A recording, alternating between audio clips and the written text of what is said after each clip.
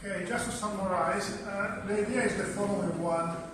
We have to run a program with 3 parameters, those 3, in which the first one specifies a file name in which, let's say, a virus pattern is included.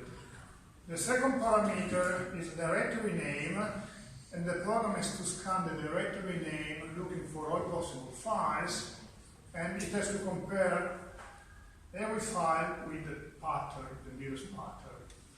And for each subdirectory, it has to create a new thread scanning the specific subdirectory. So in a way, the thread creation is different from what we have seen so far in the lab, because instead of running a specific number of threads at the very beginning, the number of threads running in any specific moment varies depending on the number of directory and subdirectory the previous thread have encountered during their life. So the idea is that each thread, it has just to compare a file with a virus pattern, if that is a file, if the entry is a file, but it has to create a new thread if the entry is the directory name. So that's why the number of threads varies during the runtime, depending on the number of directories that have been encountered by previously running threads. And every tab that discovers a virus pattern within a file, it has to copy the path, whatever relative or absolute path, it doesn't really matter, to the output file.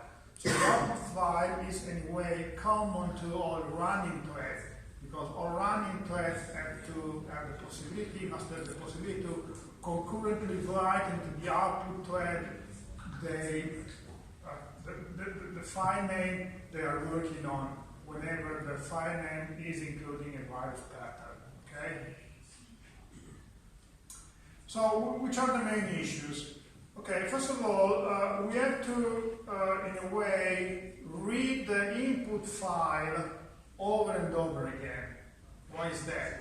Because every time we find a new file, we have to compare the new file with the input file, which implies that we have eventually, possibly, a specific number of threads and threads running and reading in parallel the input file, which implies that is it better to pass the handle of this file or the name of this file to the threads? Name or handle? Name, yes. We have to pass the name, because if we pass the handle, we are forced to work with the same, let's say, file pointer, which is a mess if we are working concurrently on the same file. So in a way, we must generate a data structure, which is the one passed to all threads run by the program, in which we store the input file name, the name, not the handle, and each thread, before making the comparison, will open the file, will start reading the file and comparing the file with the new file. That's the first problem. What about a similar problem we do have with the output file? For the output file, is it better to have the handle, to manipulate the output file with the handle or with the name? In this case, it's better to use the handle simply because every thread is writing in the output file. But writing operation has to be synchronized, which implies that we have to store the handle of the file, the output file handle, in the data structure. We have to pass the data structure to all possible threads running concurrently, but each thread, before writing something to the output file, it has to create a critical section using a mutex or a critical section or a semaphore, waiting for anybody else to finish, appending something in there, and then writing something else at the bottom, okay? So in a way, the synchronization stuff on the output file is pretty easy because every thread is using the same handle, and it's just enough to insert the writing operation using that specific handle in a critical section. Okay. A little bit more complex is how to run threads, because okay, as it's specified in there, each thread encountering a file, it has to compare the file with the virus pattern. But each thread creating a new subdirectory has to run a new thread. So my question is the following one. I'll open one, let's say, first solution of my problem.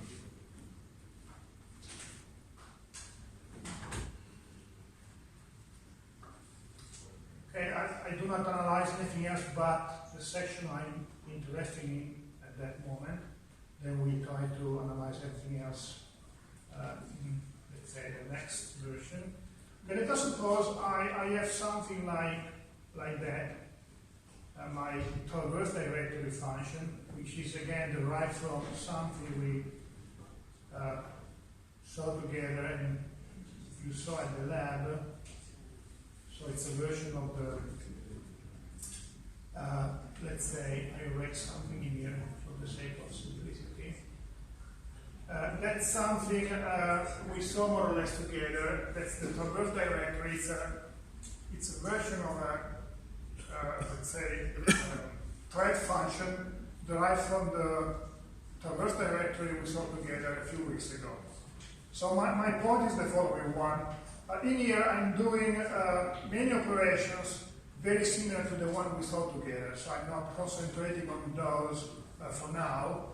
But the idea is that the essential is that every time I encounter a file, I make the comparison. I will be back on that, okay, describing a little bit better implementation details. And then after comparing the comparison stuff, I will eventually try to write that file name into the output file, if it does contain a virus pattern. Otherwise, if this is not the case, I have a directory type, and I'm doing that, and I erase something for the sake of understanding each other, and I wrote something in there, in which, okay, I have problem for indenting stuff, so I erase something here, again for the sake of understanding each other. And I have this piece of code in here, in which I'm doing what? Okay, if I have a directory, I'm doing blah blah blah, I do not care about that now. Then I create my new thread. Obviously I have to create a new thread, as the specification says, because we have to create a new thread. Every time I encounter a new directory, and then I wait for that thread. Does that make sense?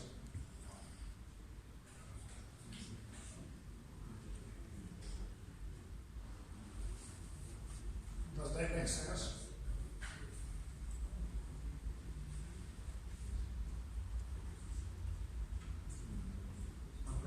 killing the concurrency this way. Yes. This is correct, but it doesn't make any sense at the concurrency level. Because if I'm doing that, actually I have no concurrency. I have zero concurrency. And I have zero concurrency simply because I create a thread, which is this guy here, but then I'm waiting for it, which implies that the new thread is visiting the new directory, my subdirectory, but while it's visiting the new subdirectory, I'm waiting for it. And the new one is doing the same, so it's visiting everything, comparing file, blah, blah, blah, and then as soon as it encounters a new subdirectory, it will create a new thread waiting for it, which implies that it will wait for the new thread visiting the new subdirectory. And only the last one will run. All previous threads will wait for the next one. So in a way we have a thread running another one, and then as soon as it runs the other one, it waits for it. And then the next thread will do the same. So it has no meaning. See, very nice, very clear, very easy to write, but zero concurrency. That's a concurrent program that needs much more time than the sequential one. Because the only thing you do is you create threads, you create a lot of threads, you wait for a lot of threads. Threads are just synchronizing on the output file. You pass an enormous quantity of data feeds structure to all threads, but you just have one thread running in a specific moment of your life. So this program will run much slower than the original one. And if you did write something like that, you would have failed. Because you have no concurrency. As nice as it is, it has no meaning. Do you agree? So what? What do we do?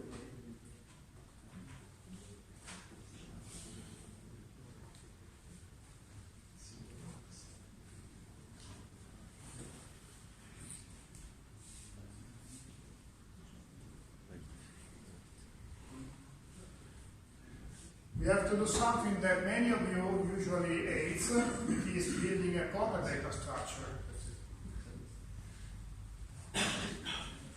Someone in the past told me, but you didn't explain data structure. They say, no, I didn't explain data structure in this class. I didn't explain how to memory allocate dynamically an array or how to allocate a list. But if this is part of the job, if this is part of the task you have to solve, I have to evaluate it. So if you fail describing the new data structure, you fail the exam. Because that's something that has to be done incrementally. So in a way, you have to use a data structure, and I mentioned at least two possibilities in this case. Either you use an array dynamically allocated, because you have to create an array to contain the handle and to wait for those handles after you visit your directory. So in a way, you have to move the idea. So to start from the very beginning, the basic idea is that you have to grab this wait for single object. You have to grab this wait for single object from here, and you have to move somewhere in there. Okay? After the cycle. After you close this cycle. After you close this cycle. Which implies that you visit your file, your directory, and every time you find a new file, you compare it. Every time you find a new subdirectory, you run a new thread. All threads are running in parallel while you are going on visiting that specific directory, and at the end of your job, you wait for all the threads you have run previously. Okay? That's the idea.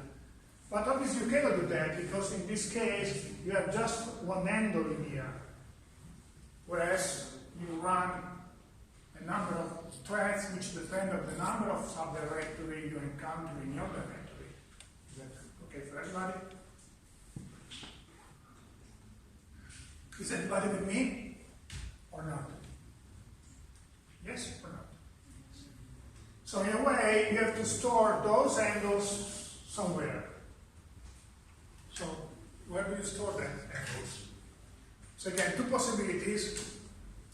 Possibility number one, use an array dynamically allocated, but the array has to be reallocated. because as you do know the number of threads you have to run for each specific thread, you may be forced to reallocate the array. So at the very beginning you allocate the array of size 1.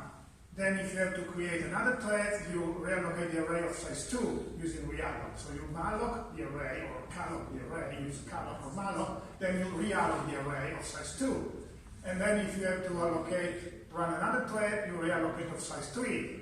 And then you allocate of size 4, and so on and so forth. And at the end of the day, in here, you wait for all of those.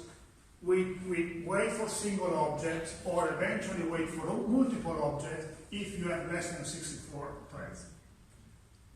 If you have less than 64 threads, you can wait for multiple objects.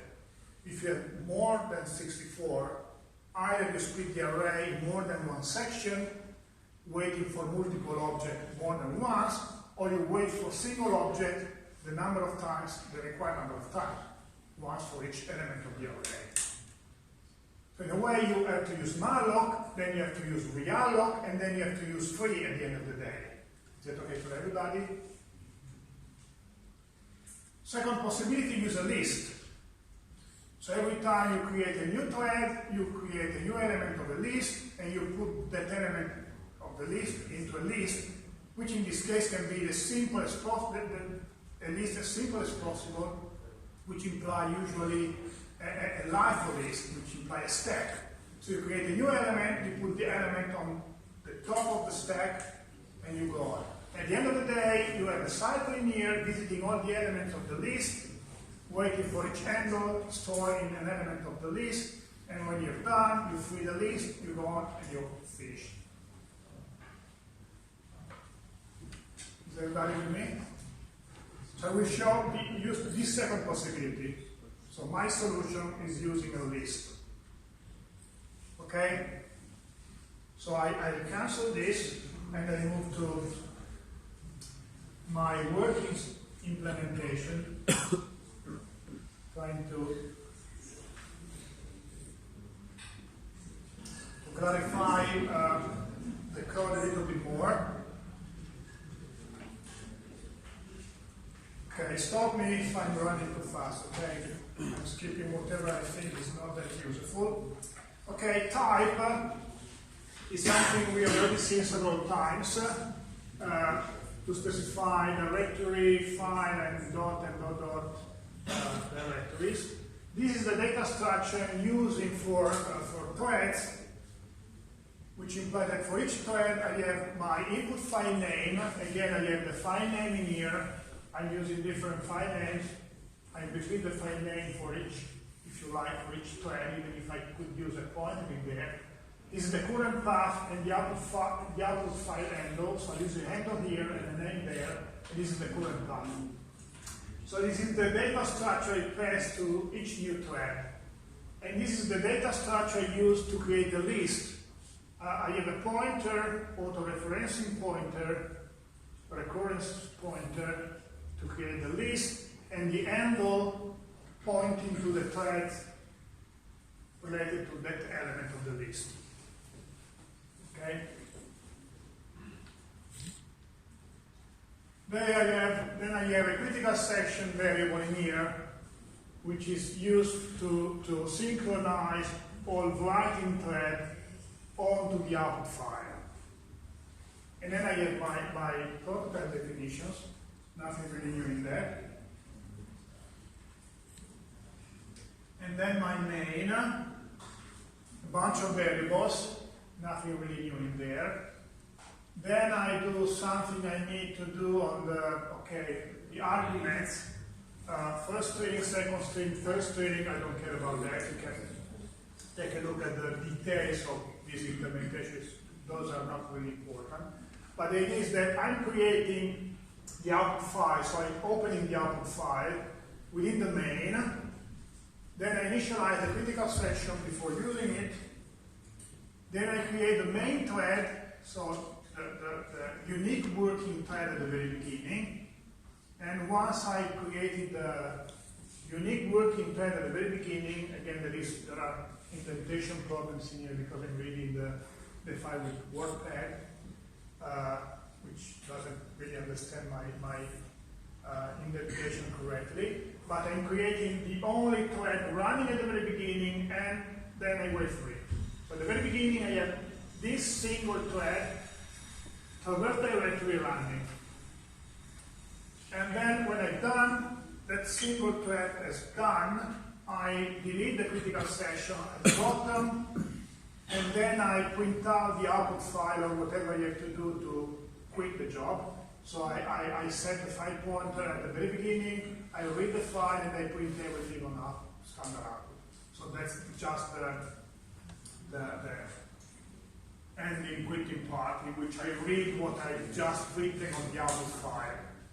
And either I close the file and I recreate it, so I close and I create it again, or I use the set file pointer X or the overlapping data structure, if you like, to read the file. As I have to read the file entirely, I set file pointer X to the very beginning. File beginning, I use file pause equal to 0, so I start from the very beginning, 0 from the beginning, and then reading the file, and I print everything out on standard output, which is the screen. Okay? This is just there to avoid my output window to be closed before I see anything. And then the traverse directory is again a modified version, is derived from what we saw together a few weeks ago, with the modification I just mentioned before.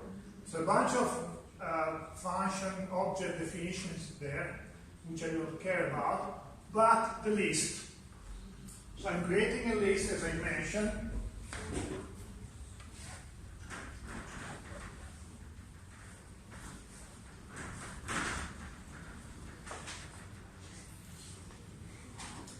At the very beginning, toss is equal to null, so I get toss, just for the sake of completeness, equal to null at the very beginning. Okay? My list is empty. As usual, I transform my parameter into I explicitly cast that type, which is LP void, long pointer to void, into my actual data structure in here. Then I can skip this very long comment. Obviously, I avoid using set file pointer, set current directory, because of the reason I mentioned a few weeks ago, which is the current directory is common to the entire process. So if I have more than one thread working, if I have different threads working on different subdirectories, I cannot set the current directory explicitly, because that the full current directory is common to the entire process. So I cannot have one of those for each thread running within the process. I have to set the position explicitly using an absolute or relative path. So then what I do, I again manipulate strings the way you should have done within the lab. Then I find first file, as you should have done yourself during the lab. Then I do more or less what we saw before, which is if I'm opening a file, I'm comparing the file. Instead of copying, I'm comparing. I will show you that function even if it's not that complex. And then if compare file is true, which implies that the virus pattern is equivalent to the current file, I enter my critical section by the output file, the file name in there, the name in there, the name I used to create this one, and then I leave the critical section. So that's the very simple synchronization strategy I need for the output file. Instead, if I have a directory in here, I have to do what I mentioned before, which is again working on the string representing the directory name, and the running in here the new thread, But before creating a new thread, I have to store the handle of the new thread into my element, so I create a new element in here. So in a way, every time before creating a thread, I'm creating a new thread, a new element, sorry, of my list in here, pointed by new element. New element is pointing to the new element I created there with the malloc. I set the pointer within the element equal to the handle of the thread I create after that. And once I've done that, I have to insert my element within the list, which implies that I make this pointer pointing to toss and toss pointing to here. This is operation number 1, this is operation number 2. This is not important anymore. Now I have toss pointing to the new element, and the new element pointing to null, which is what I want to have. Okay? So that's an insertion of a new element on the top of a list. Okay?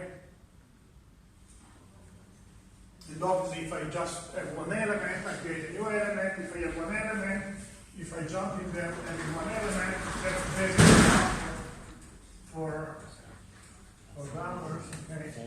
If I have an element, top is pointing to an element, like in that case, I'm creating a new one, new element, and I make the element pointing in here, this pointing in there, so you have top pointing to here, pointing to there, pointing to now, so I put the new element on top every time. Okay, that's all I have to do during my visiting procedure. When I'm done, which implies that I'm done with my current directory, I have to wait for everybody. And I'm doing that in here.